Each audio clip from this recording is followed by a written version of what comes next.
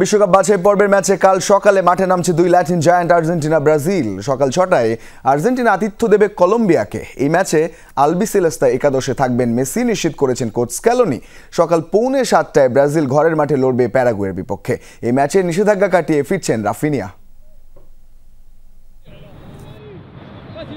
Copa আমেরিকার ফাইনালের পর আবারও মুখোমুখি আর্জেন্টিনা কলম্বিয়া। কিছুটা সেই ফাইনালের রেশ তো থাকবেই বলাই যায়। যে ম্যাচে হাড্ডাহাড্ডি লড়াই করে হারা কলম্বিয়া এবারও চাইবে আর্জেন্টিনার কঠিন পরীক্ষা নিতে।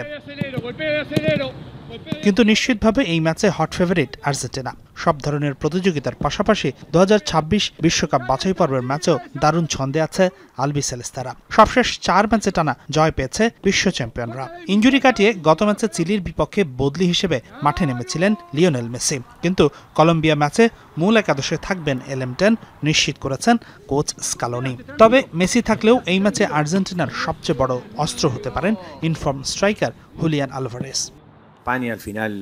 লিও খেলবে, সবকিছু ঠিক থাকলে থাকবে শুরুর একাদশে। আশা করব ভক্তরা মেসি ও পুরো দলের খেলা দারুণ উপভোগ করবে। তবে কলম্বিয়াকে হালকাভাবে নেবার সুযোগ নেই।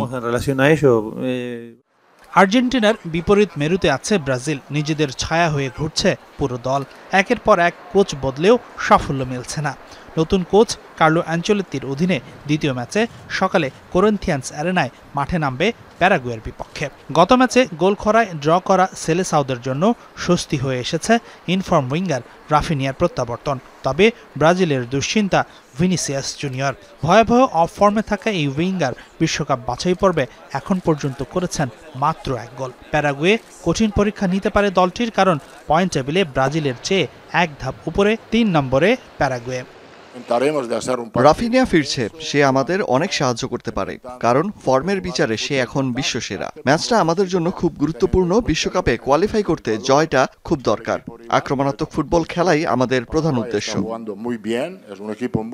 অতীত পরিসংখ্যান অবশ্য প্যারাগুয়ে ম্যাচের আগে স্বস্তি দেবে ব্রাজিলকে, কারণ আগের 85 দেখায় 14 হারের বিপরীতে 52 জয় আছে ব্রাজিলের।